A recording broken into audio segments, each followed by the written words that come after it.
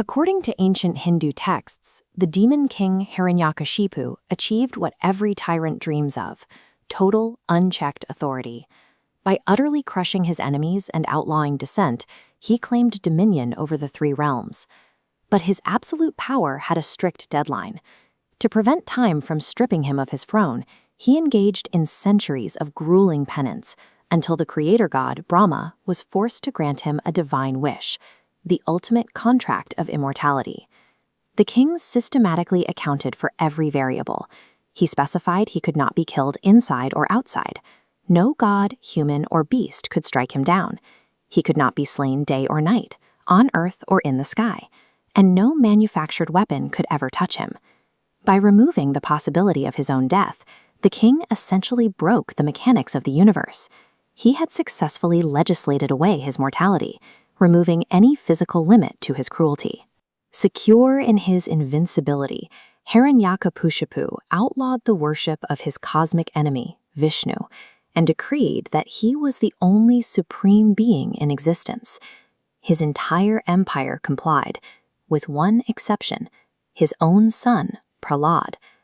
Despite every threat, the boy remained a devout follower of Vishnu, quietly refusing to acknowledge his father as a god.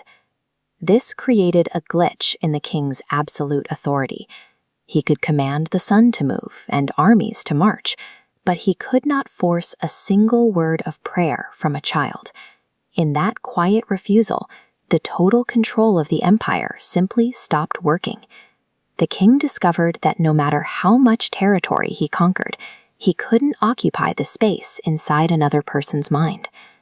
When his ego finally snapped, the king moved from intimidation to execution. He ordered his guards to kill his son. Prahalad was thrown into a pit of venomous cobras. But as the snakes struck, their fangs shattered against his skin, and they began to recoil, leaving the boy unharmed in his meditation. The king sent mountain-sized war elephants to trample him. As they lunged downward, their massive tusks snapped like dry wood the moment they touched the boy's chest. Brute force relies on the target's capacity for fear.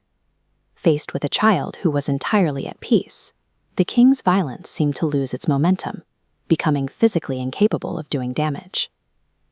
The king then summoned demon priests to invoke dark magic, conjuring a fiery entity named Kritya to incinerate his son. The fire refused to touch Prahalad. Instead, it turned back on the priests who had summoned it, consuming them instantly. Prahalad wasn't saved by magic armor or defensive spells. He had simply focused his mind so entirely on the divine that he was no longer psychologically present in a world where fire or steel could hurt him. Watching a victim absorb your worst punishments and remain unbothered is the ultimate threat to a tyrant. It strips away the illusion of power, driving a dictator toward total, irrational madness. At twilight, a desperate Hiranyakashipu dragged his son to the threshold of the palace courtyard. The king demanded a final proof. If Vishnu was truly everywhere, as Prahalad claimed, then was he currently hiding inside the stone of a nearby pillar? The king smashed the pillar with his mace. The stone exploded, revealing Narasimha, a terrifying, roaring entity, neither fully man nor fully lion.